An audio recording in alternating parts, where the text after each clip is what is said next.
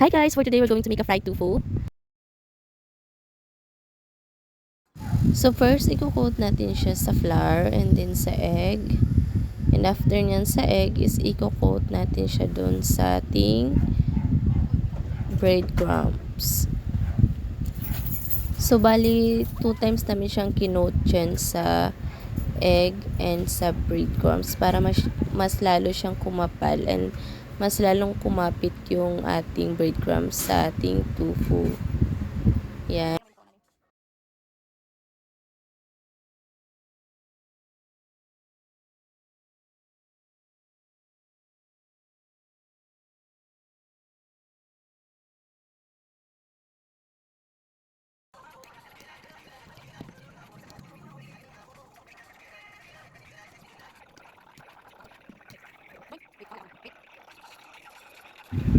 After nyan is magpapainit na tayo ng oil. Then ilagay na natin yung tofu. And then yan na yung kinalabasan ng pagkaka-fried sa tofu. Pero, hindi naman pwedeng yan lang yung kainin mo. Kailangan naman talaga may sauce yan. So, after nyan, we're going to make a sauce for tofu natin.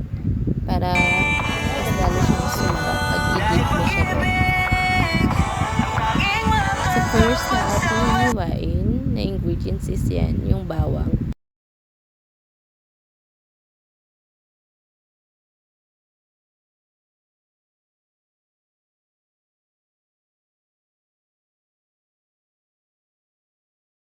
So, bali, hihiwain mo lang siya ng pinong-pino. Then, yung pangalawang ingredients naman natin is yung carrots. So, peel it off and then, i-cut mo siya ng pinong-pino din kagaya ng bawang.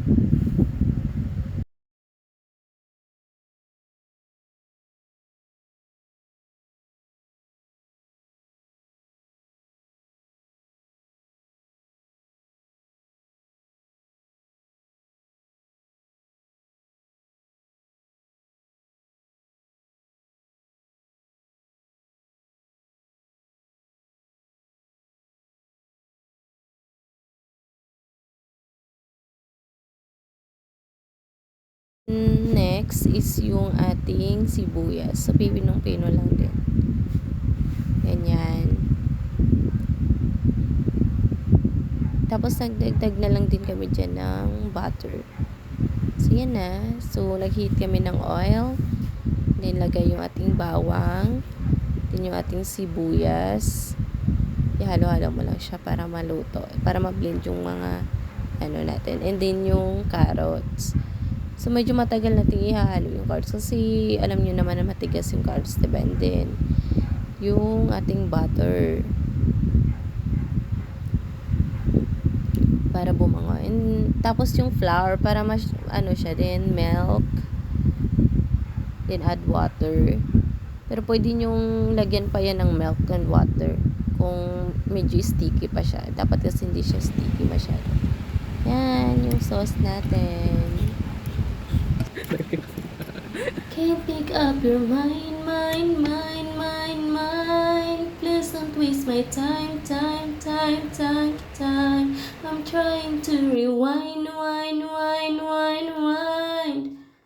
I wish our hearts could be together as one.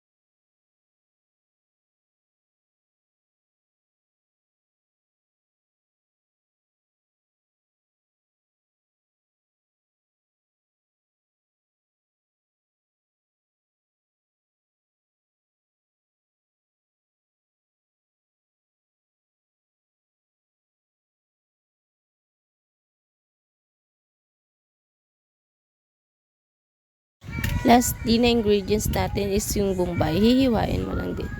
The same sa carrots and din sa ahos. Pipinuhin mo lang siya. So it's time for making sauce. So una natin ilalagay is oil. Nilagyan na namin yung oil dyan. And then sunod naman, nagigisa na natin yung mga ricado. Unahin natin yung sibuyas para maluto. Siyempre yan naman yung laging unay.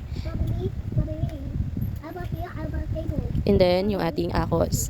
So pinong-pino na siya guys. Pero hindi nga siya masyadong pinoy. Kasi mano-mano lang yung pagkakapino niya. And then yung ating halo-halo mo lang siya. Hanggang maluto.